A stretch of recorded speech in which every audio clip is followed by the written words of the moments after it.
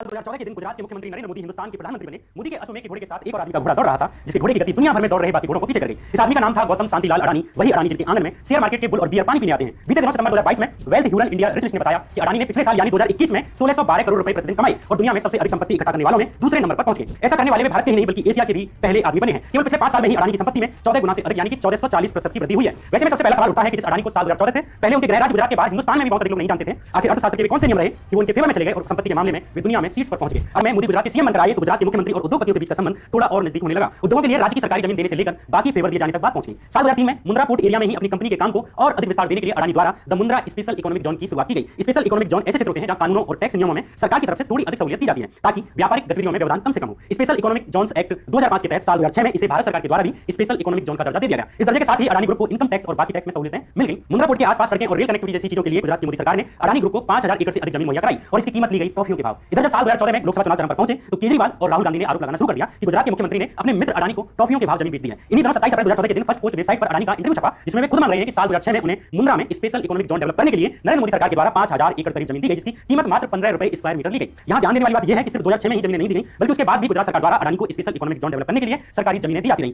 Business standard अखबार की 26 अप्रैल की खबर के अनुसार अडानी को साल 2006 में दी गई 5945 एकड़ जमीन के बाद से कई बार जमीन बेची गई। साल 2008 में भी इतनी ही जमीन दोबारा बेची गई, जिसे मिलाकर अडानी ग्रुप के पास कुल 16000 एकड़ के करीब जमीन पहुंच गई। ये जमीन इतनी है कि एक बड़ा शहर बसा दिया जाए और उसके बाद भी एक छोटा शहर बसाने के लिए जमीन बचे, जिसे 1 रुपए स्क्वायर मीटर से लेकर अधिकतम 34 रुपए स्क्वायर मीटर में बेच दिया गया। जब कौड़ियों के भाव बेची जा रही इस हजारों एकड़ जमीन को लेकर गुजरात सरकार पर आरोप लगे तो गौतम अडानी ने एनडीटीवी को एक इंटरव्यू देते हुए कहा कि गुजरात सरकार ने विशेष उनके लिए ही कोई फेवर नहीं दिया है। लेकिन क्या वाकई में ऐसा ही है कि बाकी उद्योगपतियों को भी ऐसे ही कौड़ियों के भाव में जमीनें दी गई? साल 2008 और 9 में नैनो कार का प्लांट लगाने के लिए टाटा मोटर्स कंपनी को अहमदाबाद के साणंद में 1110 एकड़ जमीन दी गई और इसके लिए टाटा समूह को 900 रुपए पर स्क्वायर मीटर चुकाने पड़ी। हालांकि ये रेट जमीनों की असली कीमत से कई गुना कम थे, लेकिन अडानी की जमीनों की कीमत से काफी ज्यादा अधिक थे। टाटा समूह की तरह ही फोर्ड कंपनी को भी 460 एकड़ जमीन लेने के लिए 1100 रुपए चुकाने पड़े। वहीं टीसीएस कंपनी को भी 1100 रुपए प्रति स्क्वायर मीटर पे करनी पड़ी। अडानी ग्रुप के चेयरमैन गौतम अडानी के द्वारा इसे लेकर एक और तर्क दिया गया कि ये जमीन तो बंजर थी, यहाँ कोई खेती नहीं होती थी, इसलिए कम रेट पर जमीन मिलने वाली बात तो सही नहीं है। लेकिन खुद गुजरात सरकार के सरकारी कागजातों के अनुसार जिस वक्त अडानी को मुंद्रा में जमीन दी गई उस वक्त मुंद्रा में इंडस्ट्रियल जमीन के सर्किल रेट औसतन 90 और 92 रुपए स्क्वायर मीटर थे। ये औसत सर्किल रेट भी गौतम अडानी के द्वारा पे किए गए सबसे हाईएस्ट रेट यानी कि 34 रुपए से भी कई गुना अधिक थे। कहीं ये सर्किल रेट 100 रुपए हैं तो कहीं 200 रुपए थे। एनडीटीवी के 1 रुपए के अनुसार मुंद्रा में कई जगहों पर 520 पर स्क्वायर मीटर सर्किल रेट भी है। कहां अडानी के द्वारा दिए गए 1 रुपए 2 रुपए और अधिकतम 34 रुपए और कहां 520 रुपए प्रति स्क्वायर मीटर का रेट? क्या इसकी कोई समानता है? क्या वैसे में विपक्ष द्वारा ये सवाल उठाना लाजमी नहीं है कि बाकी कंपनियों उद्योगपतियों के मुकाबले अडानी को ही क्यों टॉफियों के भाव में जमीनें दी गई, वो भी सर्किल रेट से भी इतना नीचे? विपक्ष के आरोप भी हवा हवाई ना होकर तथ्यात्मक हैं। खुद भाजपा सरकार के रेवेन्यू मिनिस्टर कौशिक पटेल ने गुजरात विधानसभा में यह बात स्वीकारी कि अडानी को सस्ते में जमीन दी गई है। ये जमीनें इतनी सस्ती दी गई हैं कि इसे सस्ता कहना भी बहुत सस्ते में निपटाने जैसा है। कांग्रेस एमएलए शैलेश परमार ने जब सदन में गुजरात सरकार से सवाल पूछा कि क्या कच्छ जिले में सरकारी जमीनें अडानी को बेची गई हैं, तो इसके जवाब में गुजरात सरकार के रेवेन्यू मिनिस्टर कौशिक पटेल ने कहा, हां 5 करोड़ 5 लाख 1977 स्क्वायर मीटर जमीन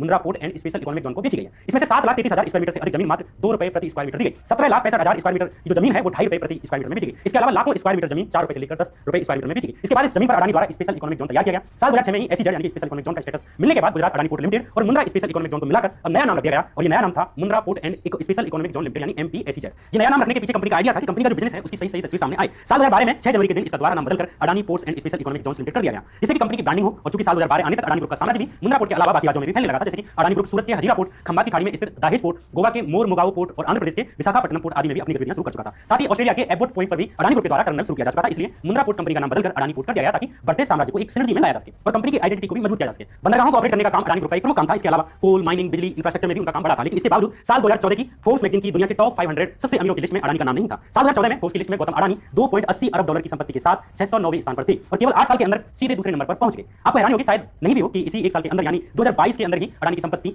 66 अरब डॉलर बढ़ चुकी है, जिनकी साल 2014 में संपत्ति फोर्ब्स लिस्ट के समय 2.8 बिलियन डॉलर थी। ब्लूमबर्ग के अनुसार कोविड और अन्य कारणों से टॉप 10 के सभी उद्योगपतियों की संपत्तियां गिरी हैं, सिर्फ एक को छोड़कर, वो है अडानी, जिनकी संपत्ति घटने के बजाय रॉकेट की गति से ऊपर जाती जा रही है। आखिर इसके पीछे क्या कारण है और अगर एक आदमी के पास इतनी संपत्ति इकट्ठा होती जा रही है तो ये किसकी कीमत पर हो रही है? क्या किसी देश के लिए ये सही है कि उसकी पूरी मार्केट सिर्फ एक आदमी के आसपास इकट्ठी हो जाए? देश ही नहीं बल्कि दुनिया भर की कई रेटिंग एजेंसियां अडानी के उदय के पीछे नरेंद्र मोदी की ऐसी नीतियों को मानते हैं जो प्रत्यक्ष और अप्रत्यक्ष रूप से अडानी की संपत्ति को बढ़ाने में मदद करती हैं। पिछले 3 साल से पूरी दुनिया की अर्थव्यवस्थाएं और आम इंसान आर्थिक तंगहाली से जूझ रहे हैं। वैसे में अडानी की 7 बड़ी कंपनियों की कंबाइंड मार्केट वैल्यू इन्हीं 3 सालों में 10 गुना बढ़ी है। 3 साल में 10 गुना, क्या ये सामान्य तौर पर संभव है? 24 सितंबर 2022 के दिन तक ब्लूमबर्ग वेबसाइट के अनुसार अडानी की कुल संपत्ति 142 बिलियन डॉलर पहुंच चुकी है, यानी कि 142 अरब डॉलर। इसके पीछे है शेयर मार्केट। शेयर मार्केट में पैसे लगाने वाले नरेंद्र मोदी और अडानी की नजदीकों को पहले से जानते थे और ये अनुमान भी लगाया जा रहा था कि अगर मोदी प्रधानमंत्री बने तो किसी और की संपत्ति बढ़े न बढ़े लेकिन अडानी की कंपनियां रफ्तार जरूर पकड़ेंगी। इसका अंदाजा इस बात से लगाया जा सकता है कि 13 सितंबर 2013 के दिन जब साल 2014 के लोकसभा चुनाव के लिए भारतीय जनता पार्टी ने नरेंद्र मोदी को प्रधानमंत्री पद का उम्मीदवार घोषित किया था, उसी दिन से लेकर 2 मई 2014 तक यानी मात्र 8 महीने में ही अडानी की कंपनियों के शेयरों में 3 गुना वृद्धि हो चुकी थी। ये तब तक जब मोदी प्रधानमंत्री भी नहीं बने थे। 13 सितंबर 2013 यानी जिस दिन मोदी को प्रधानमंत्री पद का उम्मीदवार बनाया गया उस दिन अडानी की संपत्ति 1.9 बिलियन डॉलर हुआ करती थी, जो 8 महीने में ही लोकसभा चुनाव पूरे होने से पहले ही 2 मई 2014 के दिन 6 बिलियन डॉलर पहुंच गई। मोदी के प्रधानमंत्री बनने की संभावना से ही 8 महीने में ही उनकी संपत्ति का 1.9 बिलियन से 6 बिलियन डॉलर हो जाना मोदी और अडानी के रिश्तों का क्या मर्म हो सकता है, ये बताता है। ब्लूमबर्ग वेबसाइट के अनुसार इन 8 महीनों में अडानी के शेयरों में प्रतिदिन 25 मिलियन डॉलर की वृद्धि हुई, वो भी उस देश में जिसमें कि 80 करोड़ लोग $2 प्रतिदिन से भी कम में अपना दिन काटते हैं। अडानी की संपत्ति में अचानक हुई इस वृद्धि पर कांग्रेस नेता राहुल गांधी ने भी चेतावनी दी कि अगर मोदी प्रधानमंत्री बने तो देश के गरीबों की कीमत पर उद्योगपतियों को फायदा पहुंचाया जाएगा। 24 अप्रैल 2014 के दिन राहुल गांधी ने उत्तर प्रदेश में एक चुनावी रैली के दौरान कहा कि मोदी आपसे देश की चाबी मांगते हैं, लेकिन अगर उन्हें चाबियां दे दी गई तो असली जीत अडानी जैसे उद्योगपतियों की होगी। यही बात विपक्षी नेता अरविंद केजरीवाल ने भी उन्हीं दिनों कही, किंतु शायद ही देशवासियों का ध्यान कभी इस ओर गया हो कि खेल के पीछे असली खिलाड़ी कौन हुए। लेकिन शेयर मार्केट ने पहले ही भांप लिया था कि अगर मोदी का सूरज होगा तो अडानी के आंगन में भी प्रकाश संश्लेषण की प्रक्रिया से संपत्ति की बरसात जरूर होगी। ऐसा नहीं है कि मोदी के प्रधानमंत्री उम्मीदवार बनाए जाने के बाद सिर्फ अडानी की संपत्ति स्पीड पकड़ने लगी, बल्कि गुजरात से आने वाले कई उद्योगपतियों की संपत्तियों में तीव्र वृद्धि होने लगी। वो चाहे अतुल लिमिटेड कंपनी हो, चाहे वेल्स फंड कॉर्प कंपनी हो, इनकी भी संपत्तियों में इन 8 महीनों में 2 गुना वृद्धि हुई, जबकि ओवरऑल शेयर मार्केट में मात्र 14% वृद्धि हुई थी। शेयर मार्केट को यह समझ आ गया था कि मोदी के आने के बाद उद्योगपतियों के फेवर की नीतियां लाई जाएंगी, उसमें भी गुजरात की कंपनियों को अधिक फायदा मिलेगा क्योंकि उनके मोदी से निजी संबंध है। यहाँ कमाल की बात है कि खुद को चाय वाले और गरीब माता बेटा कहकर चुनाव लड़ रहे गुजरात के मुख्यमंत्री के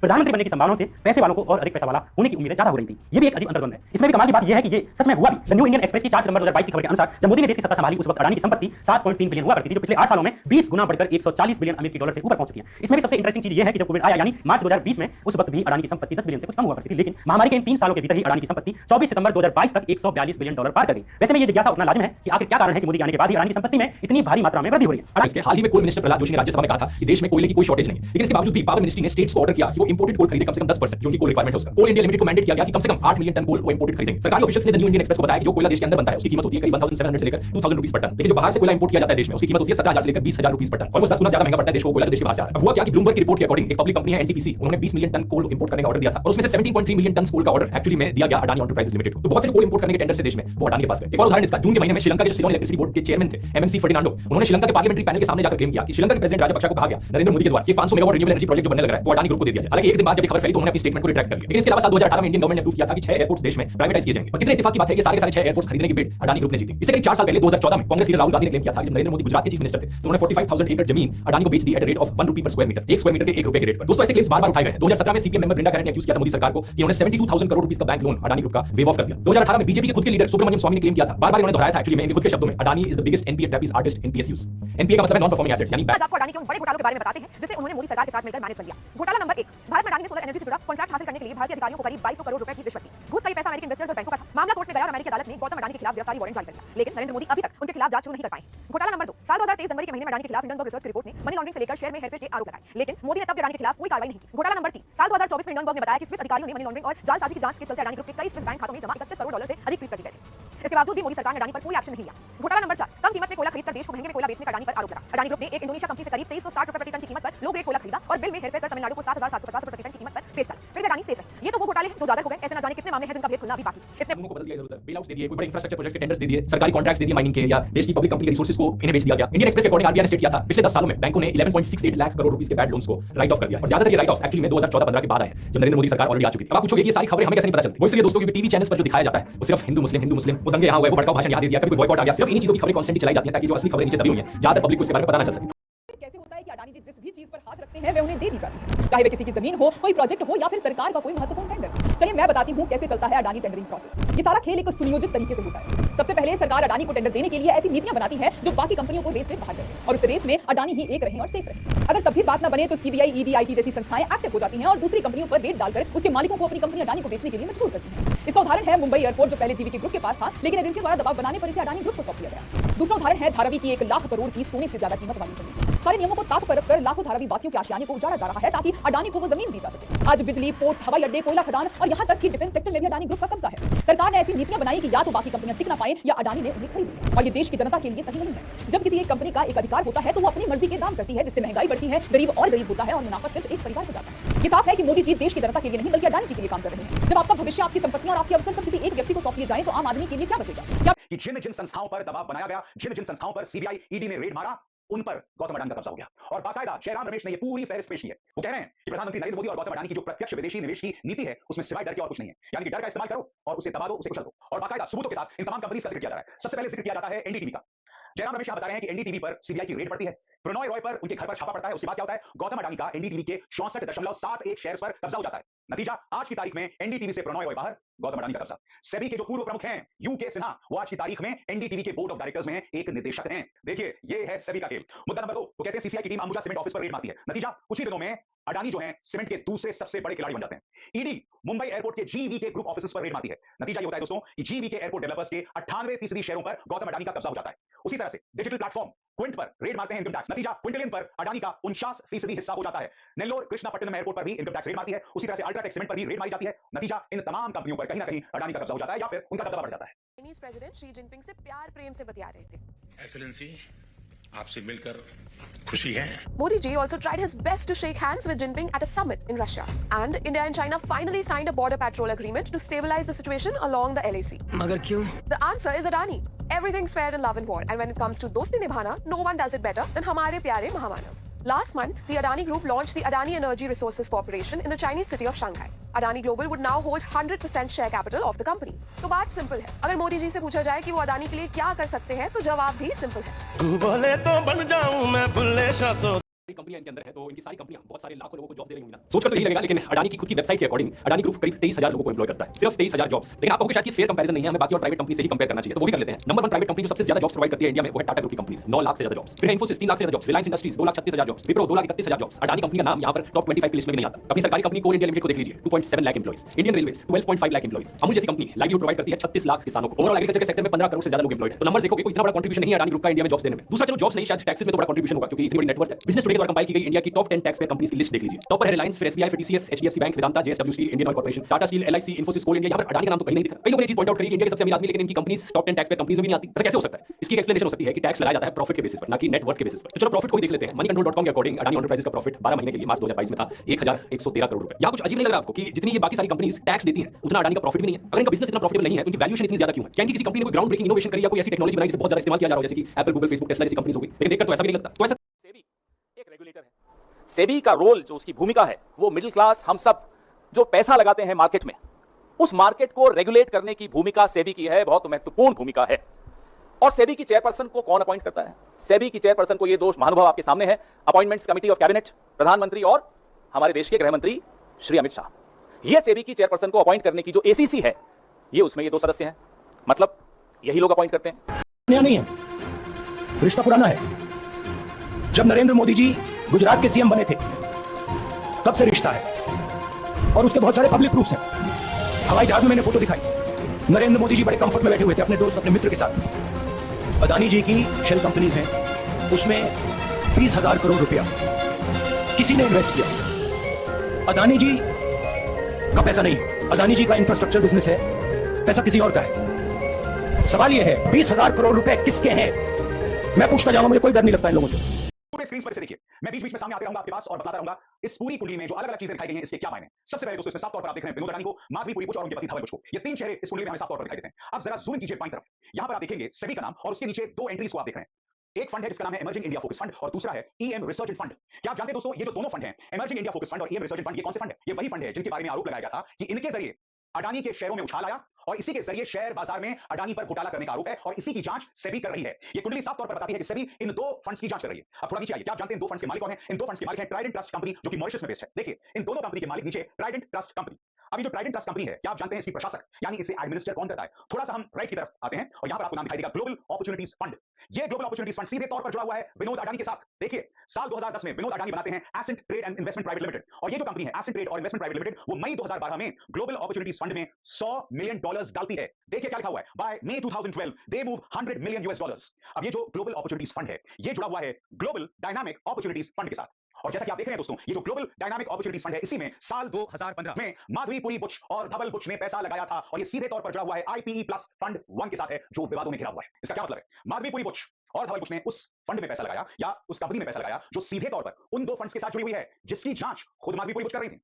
जो चल रहा है इसमें अंत में हिंदुस्तान का जो रिटेल इन्वेस्टर है वो मार खाए। अदानी जी बच जाएंगे, बड़े बड़े लोग बच जाएंगे, छोटा इन्वेस्टर जो है आप मार खाओ। और मेरा काम है एलओपी आपको प्रोटेक्ट करना। देश जानता है और हिंदुस्तान का हर रिटेल इन्वेस्टर जानता है कि Madhabi Buch is corrupt and Madhabi Buch is protecting mister Adani. उनका काम रिटेल शेयर होल्डर को बचाने का है, प्रोटेक्ट करने का है और वो नहीं कर रही। और ये पूरा जो चेक्स एंड बैलेंसेस का सिस्टम है, प्रोटेक्शन का सिस्टम है रिटेल इन्वेस्टर का, ये खत्म हो गया। अदानी जी ने हिंदुस्तान के इन्वेस्टर से, अमेरिका के इन्वेस्टर से झूठ बोला है। बिजली जो महंगी हो रही है वो इसलिए महंगी हो रही है क्योंकि अदानी जी भ्रष्टाचार। आप याद रखिए, जब आप लाइट स्विच ऑन करते हैं अदानी जी के पॉकेट में पैसा जा रहा है, मोदी जी के सिस्टम को चलाने के लिए पैसा जा रहा है। Political finance, stock market, Adani ji के बीच में जो नेक्सस है, ये देश के लिए खतरनाक, रिटेल इन्वेस्टर्स के लिए खतरनाक है। उनको चोट लगेगी, पक्का लगेगी। मैं आपको बता रहा हूँ, हमारे लिए main stake holder retail investor और फ्रैंकली उनको रिस्क में डाला जा रहा है। अमेरिका में गिरफ्तारी वारंट जारी हुआ। ये वारंट अमेरिकी निवेशकों से धोखाधड़ी, जालसाजी और भारतीय अधिकारियों को घूस देने के मामले में हुआ।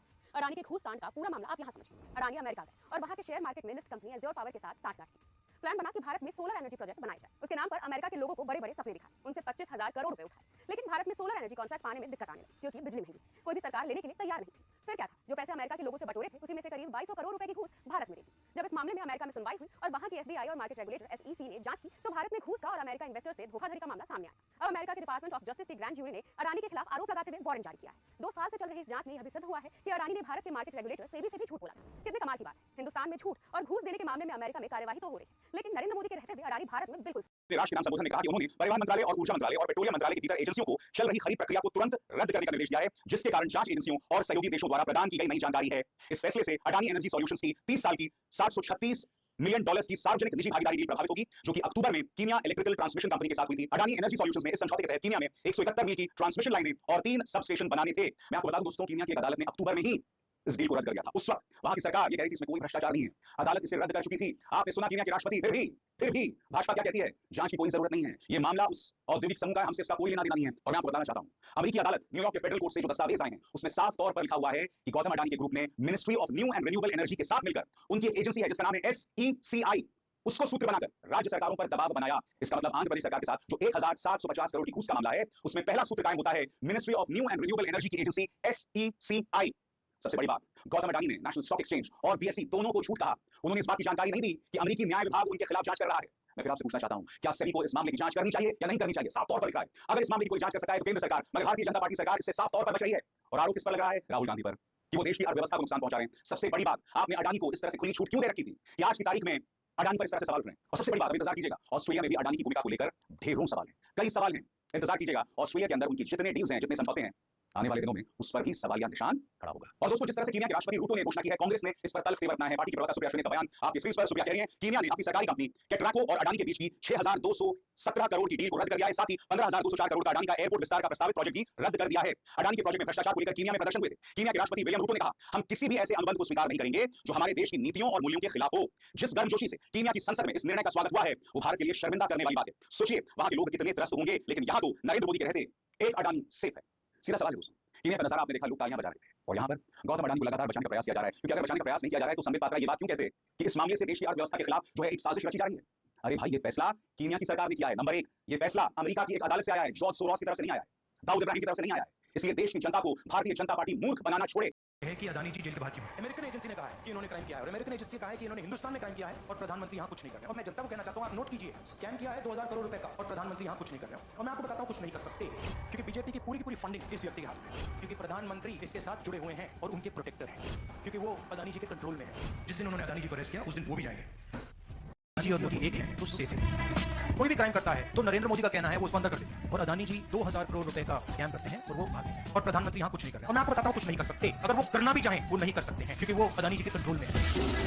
हिंदुस्तान में उन्होंने क्राइम किया है, अमेरिका में क्राइम किया है।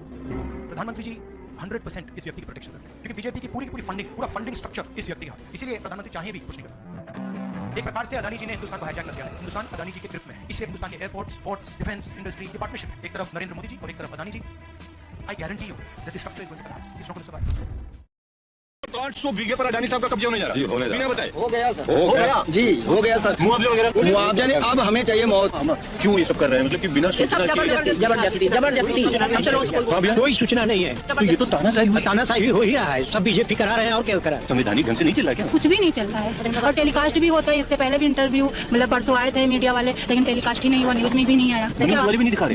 नहीं दिखा रहे। रहीमाबाद गाँव की जमीन भी जा रही है, पूरी जमीन जा रही है। क्यों नहीं दिखा रहे? अब मुझे क्या पता सर, वो तो वही लोग जाने ना। एयरपोर्ट नहीं था पहले, भक्ति खेड़ा था केवल, नहीं था तब से है। भक्ति खेड़ा के गाँव था पहले की एयरपोर्ट था। अच्छा, कभी ऐसा अन्य सरकारों में हुआ? कभी नहीं हुआ कोई सब। ये हो रहा मोदी की सरकार में, ये मोदी की सरकार में सब हो रहा। मोदी जी अम्मा ये भी बोले थे कि हमारी सरकार जब बनेगी तो हवा चप्पल पहनने वाला हवाई जहाज में बैठेगा। हम लोग हवाई जहाज ये नहीं कि एक भी सुना के 800 लाख हो गए। भाजपा को वोट दिया, उनको जिताया, अब जिताने के बाद अब जिस पोजीशन हम लोग लाए, अब क्या बता सकते थे? बस अडानी जी के लिए आप कुर्बान करें अपनी जमीनें। कुर्बान तो जान होगी मैडम। पहले उनसे पूछो, पहले गांव हमसे पूछो। वो घर के बगल से बाउंड्री उठी है, वो पूरा गांव बिल्कुल चारों तरफ से घेर लिया एयरपोर्ट वालों ने। क्या बात पकड़े हुए हैं? ये देखिए कई बार एयरपोर्ट विस्तार का रास्ता साफ खर्च होंगे 32 करोड़। क्यों रो रही हैं बताइए? हमारे खेती की सारी सब्जी तो कैसे रखेंगे? बंद करो मुझे नहीं चाहिए तुम्हारा गांव हमारे लेके देते हम ले लेके हम लोग की वाले कभी सुकून से नहीं जी पाएंगे। अरे शर्म करिए, इनके आंखों के आंसू देखिए, इनके आंखों के आंसू देखिए, वो देखिए ना योगी का काम में जुड़ेगा ना प्रधानमंत्री का काम में जुड़ेगा। वो तो अडानी के चमचे हो गए सब। सरकार की सरकार अडानी जी के लिए लड़ाई लड़ रही है कि आप लोगों के खिलाफ उनके दामाद हो गए या उनके साले हो गए। अब उसके लिए आगे क्या किया जाए? हम लोग तो बस अनाथ हैं, वोट लेने के लिए तो 24 बार छूने आते हैं, देखने यहाँ कोई जिंदा मुर्दा आ ही नहीं रहा है। इसके लिए क्या कहा जाए? अब ये देखो रडार बना है, हमारे लोगों की जमीन में बना है, वो घर के बगल से बाउंड्री उठी है, वो पूरा गांव बिल्कुल चारों तरफ से घेर लिया कोर्ट वालों ने। अरे अरे कहा जा रहा है अडानी जी को दिया जा रहा है, कुछ देश में काम होगा, छोड़िए कुर्बान करिए जमीन, क्या करेंगे? हटाइए जमीन क्यों? जनता कहां गई? जनता कहां गई? हम कानून को खाए और दिए भगत सिंह नेता खत्म हो गए, चंद्रशेखर आजाद खत्म हो गए और ये सब नेता जैसे हमने गांव खाती कर रहे हैं, गांव खाती मार रहे हैं। देखिए ये गांव खाती मर रहे हैं क्योंकि बीजेपी के जिगरी दोस्त अडानी के लिए हजारों पेड़ों को काटा जा रहा है, आदिवासियों को लाठी डंडों से पीटा जा रहा है ताकि अडानी को कोई दिक्कत ना हो, अब वो मोटा पैसा कमा सके। लेकिन जंगलों को काटने से जानवरों की क्या हालत है, जैसे जानवर इधर उधर भाग रहे हैं, लोगों को मार रहे हैं, बच्चों को कुचल रहे हैं। इससे ना तो सरकार को कोई मतलब है और ना ही अडानी साहब को, क्योंकि उनका खाता मजबूत होता जा रहा है, खूब मोटा पैसा भी आ रहा है। बस इन्हीं बातों से सरकार और अडानी को मतलब रह गया है। जैसे छत्तीसगढ़ के हसदेव अरण्य जो अपनी हरियाली के लिए जाना जाता है, अब वो जंगल उजाड़ा जा रहा है। बड़ी बड़ी मशीनें दिन रात पेड़ों की बलि चढ़ा रही हैं, फिजाओं में धूल और बारूद की गंध फैलने लगी है, हवा में जहर घोलने के लिए बड़ी तेजी से काम किया जा रहा है। अब तक हजारों पेड़ काटे जा चुके हैं, आदिवासियों से उनका सब कुछ छीना जा रहा है। सैकड़ों लोग अपने घरों को उजड़ता देख रहे हैं और यही नहीं बल्कि जानवरों की मौतें भी हो रही हैं। जिन जानवरों को बचाया जाना चाहिए उनकी करंट लगने से मौत हो रही है। जगह जगह हाथियों की लाशें पड़ी हैं, अपने घर को उजड़ता देख हाथी यहाँ से वहां भटक रहे हैं, जिनकी वजह से उन्हें कहीं करंट लग रहा है तो कहीं हाथी के बच्चे घायल हो रहे हैं। आदिवासी लगातार प्रदर्शन कर रहे हैं, अपने घर को बचाने की मांग कर रहे हैं, लेकिन सुनने वाला कोई भी नहीं है क्योंकि ये काम अडानी के लिए किया जा रहा है। इस मामले को लेकर सोशल मीडिया पर भी काफी सारे लोग सरकार पर अडानी पर आरोप लगा रहे हैं, जिनमें पत्रकार आलोक कुटिल भी शामिल है, जो लगातार हसदेव अरण्य जंगल को बचाने की कोशिश कर रहे हैं और दिखा रहे हैं कि कैसे जंगलों को काटने से वहां रह रहे लोगों पर और जानवरों पर असर पड़ा है। आलोक कुटिल ट्वीट करते हुए जानकारी देते कहते हैं कि छत्तीसगढ़ में करंट से एक और हाथी की मौत हो गई। पिछले 7 दिनों में करंट से 4 हाथी मारे जा चुके हैं। कोयला खनन के लिए हम सब ने उनका घर और कॉरिडोर उजाड़ा है और अब वो वहां से यहां भटक रहे हैं, हाथियों की जाने जा रही हैं। इसके अलावा उन्होंने ट्वीट्स किए कि जानवरों के साथ इंसानों के साथ बुरा सलूक किया जा रहा है, उनके घरों को उजाड़ा जा रहा है और इसका क्या असर हो रहा है, इसको लेकर आलोक लिखते हैं कि सुप्रीम कोर्ट के निर्देश पर अध्ययन के बाद पता चला कि हसदेव अरण्य में एक भी खदान अगर और ज्यादा की गई तो जहां पर हाथी हैं और इंसान के बीच जो लड़ाई है वो इतनी ज्यादा बढ़ जाएगी कि उसे रोक पाना बहुत मुश्किल होगा। सूरजपुर में 2 बच्चों को हाथियों ने कुचलकर मार डाला और दूसरी तरफ एक हाथी का बच्चा पोटाश पंप की वजह से घायल हो गया। जबकि हाथियों के जंगलों को उजाड़ा जाएगा तो जाहिर सी बात है वो बस्तियों की तरफ भागेंगे और इसका नतीजा ये होगा कि फिर वो इंसानों पर अपना गुस्सा निकालेंगे, जैसे हो भी रहा है कि हाथियों ने 2 बच्चों को कुचलकर मार डाला है। इस मामले को लेकर लगातार ट्राइबल आर्मी की तरफ से ट्वीट करते हुए कहा जा रहा है कि छत्तीसगढ़ का हसदेव जंगल अडानी समूह के अवैध कब्जे की वजह से खतरे में है, जो स्थानीय आदिवासी समुदायों के अधिकारों उनके पर्यावरण को नुकसान पहुंचा रहा है। मोदी सरकार की कॉर्पोरेट प्रेस जो नीतियां हैं वो आदिवासियों की आवाजों को दबा रही हैं। वैसे दोस्तों ये वाकई अफसोस की बात है कि उद्योगपतियों के लिए जनता और जानवरों को जीवन दांव पे लगाया जा रहा है, लेकिन अंबानी की शादी में हाथी की खिचड़ी खाने वाले लोग अब मरते हुए हाथियों पर कुछ नहीं बोल रहे हैं। मीडिया वाले सब खामोश हैं, कोई आदिवासियों की आवाज नहीं उठा रहा है क्योंकि यहाँ पर जंगलों का काटने का ठेका अडानी के पास है। इस मामले को लेकर लगातार सोशल मीडिया पर आवाज उठाई जा रही है। कुछ दिन पहले पत्रकार अविश तिवारी ने भी आदिवासियों की वीडियो को साझा किया था, जिसमें वो लोग बुरी तरह से घायल दिख रहे थे क्योंकि वो लोग अपनी जमीन को बचा रहे थे। अविश तिवारी ने इस वीडियो को साझा करते हुए लिखा था कि अडानी जी के लिए हसदेव में 96,000 पेड़ों को काटा जा रहा है और आदिवासियों को लाठी डंडों से पीटा जा रहा है। अडानी को पैसा कमाने के लिए भाजपा का उन्हें पैसा कमाने के लिए जितना आदिवासी उजड़ेगा, जंगल उजड़ेगा, छत्तीसगढ़ उजड़ेगा, अडानी का बैंक खाता उतना ही मजबूत होगा। अफसोस इसके बावजूद भाजपा को आदिवासी की ही घर वापसी करानी है, आदिवासी को ही हिंदू बनाना है। ये सब कुछ इसलिए हो रहा है क्योंकि राजस्थान को बिजली चाहिए, ये दिख रहा है राजस्थान की जनता को भाजपा चाहिए। इसको दूसरी तरफ से देखिए, जब अडानी के खाते में खटाखट पैसे आएंगे तो उस पर किसी बेंगा, गोंड या खरवार के रक्त की स्याही इस्तेमाल होगी। इसके साथ ही अडानी की वजह से हसदेव जंगल का क्या हाल हो रहा है उसको लेकर दोबारा से पत्रकार आलोक कुटिल लिख रहे हैं। वो आगे भी लिखते हैं, छत्तीसगढ़ के बलरामपुर में आज एक और हाथी मार गया। हसदेव अरण्य का विनाश इन हाथियों के लिए तो मौत की वजह बन ही रहा है, लोग भी मारे जा रहे हैं। कोयले की हवस में सरकारों ने सब कुछ दांव पर लगा दिया है। दोस्तों जिस तरह से एक जंगल को खत्म किया जा रहा है जो छत्तीसगढ़ की जान है, सिर्फ उद्योगपतियों के लिए, जहां पर जानवरों की मौतें हो रही हैं, लोगों को मारा जा रहा है, हाथी लोगों को मार रहे हैं, सब चीजों को के कारोबार में एक पाकिस्तानी भी हिस्सेदार है और चीन जो भारत की जमीन पर कब्जा करके बैठा है, जो चीन पाकिस्तान का साथ देता है, जो चीन कश्मीर पर पाकिस्तान के साथ खड़ा है, जो चीन अरुणाचल पर कब्जा करने के मंसूबे पर रहा है, उस चीन में राष्ट्रवादी अडानी अपना कारोबार फैला है, अपनी कंपनी खोल रहे हैं और फिर भी अडानी को राष्ट्रवादी होने का सर्टिफिकेट बीजेपी बांट रही है और कह रही है इसी वजह से अमेरिका में मुकदमा हुआ और इसी वजह से भारत का विपक्ष अडानी के पीछे पड़ा। और अब सुब्रमण्यम स्वामी जब अडानी से सवाल करें, अडानी को लेकर कई ट्वीट्स करें और प्रधानमंत्री से सीधे तौर पर कहते हैं कि वक्त आ गया है आपके संन्यास लेने का, तो अब सुब्रमण्यम स्वामी को लेकर बीजेपी क्या कहेगी? अब तो सुब्रमण्यम स्वामी तो अडानी के राष्ट्रवाद की पोल खोल रहे हैं सोशल मीडिया पर। लिखते हैं, एक जानकार एनआरआई से सुना है कि अडानी अपना घर स्विट्जरलैंड में बना रहे थे, भारत में नहीं। क्यों? सुब्रमण्यम स्वामी अपने ट्वीट पे आगे लिखते हैं कि अडानी ने अपने एक भाई को दुबई में रखा है, वो एक पाकिस्तानी नागरिक बशर शोएब के साथ काम कर रहा है और धीरे-धीरे विदेश में पैसा लगा रहा है। भारत के लिए उनके मन में कोई सम्मान नहीं है और ये कहकर अब सुब्रमण्यम स्वामी एक बार फिर अडानी और उनके राष्ट्रवाद की पोल खोल रहे हैं। रमेश नगर के एक गोदाम से 2000 करोड़ की हीरोइन पकड़ी। फिर से सुन लीजिए, 2000 करोड़ 10 अक्टूबर को हाल ही के दिनों में दिल्ली में पकड़ी गई हीरोइन की सबसे बड़ी खेप है। इससे पहले 2 अक्टूबर को दिल्ली पुलिस ने महिपालपुर से 562 किलो कोकीन और 40 किलो मारिजुआना पकड़ा था। पुलिस ने इस मामले में 4 लोगों को गिरफ्तार किया था और उन्हीं लोगों ने बताया था कि रमेश नगर में एक गाड़ी के जरिए कोकीन की बड़ी खेप, सबसे बड़ी खेप छिपाई जा रही है। जहां कोकीन छिपाई जा रही थी उसे ब्रिटेन के एक व्यक्ति ने किराए पर लिया था। समझे आप? लंदन से एक बंदा आकर दिल्ली में नशे का कारोबार कर रहा है, लेकिन ये फिरंगी दिल्ली पुलिस की पहुंच से दूर है। गिरफ्तार 4 लोगों में अखलाक नाम का एक शख्स भी है, ये हापुड़ का रहने वाला है और माना जा रहा है कि अखलाक ही ड्रग्स की खेप दिल्ली लेकर आया था। पुलिस ने इस मामले में तुषार गोयल, हिमांशु और अरुणजेब को गिरफ्तार किया है। तुषार गोयल को महिपालपुर एक्सटेंशन में तब गिरफ्तार किया गया जब वो 15 किलो हीरोइन की डिलीवरी देने जा रहा था। तुषार गोयल दिल्ली में वसंत विहार का रहने वाला है। पुलिस ने भरत जैन नाम के एक व्यक्ति को भी गिरफ्तार किया है जो मुंबई के कुर्ला का रहने वाला है। भरत जैन माल की डिलीवरी लेने आया था, मतलब दिल्ली से कोकीन की सप्लाई मुंबई भी होने वाली थी। कोकीन को नमकीन के पैकेट में भर के रखा गया था और इसका मास्टरमाइंड वीरेंद्र बसोया को माना जा रहा है, जो 2011 में तिहाड़ जेल में तुषार गोयल से मिला था। बसोया दुबई में बैठकर उत्तरी अमेरिका से माल मंगाता है और भारत में खपाता है। पुलिस को शक है कि ड्रग्स की खेप पहले चेन्नई आई थी और उसके बाद हापुड़ पहुंची और फिर दिल्ली। दिल्ली पुलिस ने कहा है कि इस साल अभी तक 7000 करोड़ से ज्यादा के 762 किलो ड्रग्स पकड़ी गई। ये दिल्ली का केस, खाली दिल्ली का। दिल्ली पुलिस हमेशा हाथों में है, लेकिन गोदी मीडिया का कोई भी लपट चिल्ला चिल्ला कर ये नहीं कह रहा है कि मुझे ड्रग्स दो, मुझे ड्रग्स दो, मुझे ड्रग्स दो। सुशांत सिंह का केस याद है ना आपको? जब रिया के केस में 59 ग्राम गांजा मिलने पर गोदी मीडिया के अंदर पगला गए थे, लेकिन दिल्ली में 7000 करोड़ से ज्यादा के ड्रग्स मिलने के मामले पर सुई पटक सन्नाटा है। दिल्ली के बाद चलिए मध्य प्रदेश, एमपी में बीजेपी की सरकार है, कई बार से है और इस बार तो छप्पर फाड़ है, पुलिस उसके हाथ में है। लेकिन शुक्रवार को मध्य प्रदेश कांग्रेस के अध्यक्ष जीतू पटवारी ने जबरदस्त प्रेस कॉन्फ्रेंस की और बड़ा आरोप लगाया। जीतू पटवारी ने प्रेस कॉन्फ्रेंस में एक वीडियो दिखाया जिसमें मऊगंज के भाजपा विधायक एसपी के चरणों में दंडवत हो जाते हैं और एसपी से कहते हैं कि मेरी हत्या करवा दो। बीजेपी के माननीय विधायक एसपी से कह रहे हैं कि मेरी हत्या करवा दो, क्योंकि एसपी ने माफियाओं से कहा था कि कोई हत्या करके आओ तो मैं इनाम दूंगा। ये बीजेपी विधायक के शब्द है। मध्य प्रदेश बीजेपी के बड़े नेता कैलाश विजयवर्गीय पहले ही कबूल कर चुके हैं कि मध्य प्रदेश में गली ड्रग्स बिक रहा है। बीजेपी के विधायक अजय बिश्नोई ने 10 अक्टूबर को ट्वीट करके कहा कि मध्य प्रदेश की पूरी सरकार नशे के ठेकेदारों के आगे दंडवत। दरअसल बीते दिनों भोपाल में 1814 करोड़ की ड्रग्स पकड़ी गई। जीतू पटवारी ने कहा कि भोपाल में कलेक्टर के घर के सामने आईएएस अफसरों और मंत्रियों के घरों के सामने खुलेआम ड्रग्स बिकता है, कोई डर नहीं। एमपी को इस हालत में पहुंचाने वाला कौन है? मध्य प्रदेश में 25 साल से बीजेपी की सरकार है, दिल्ली में 10 साल से बीजेपी की सरकार है, जिम्मेदार कौन है? पटवारी ने सीधे तौर पर नरेंद्र मोदी पर हमला बोलते हुए कहा कि मध्य प्रदेश में बीजेपी के डिप्टी सीएम जगदीश देवड़ा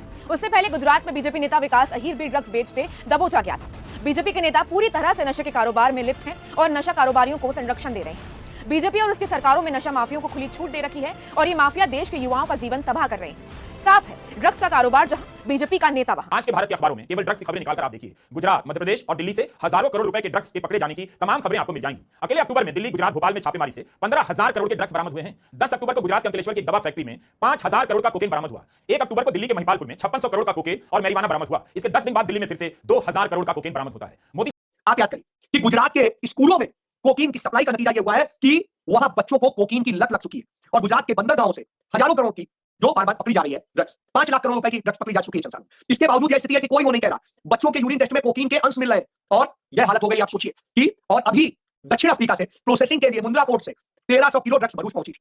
अब आप सोच सकते हैं किस तरह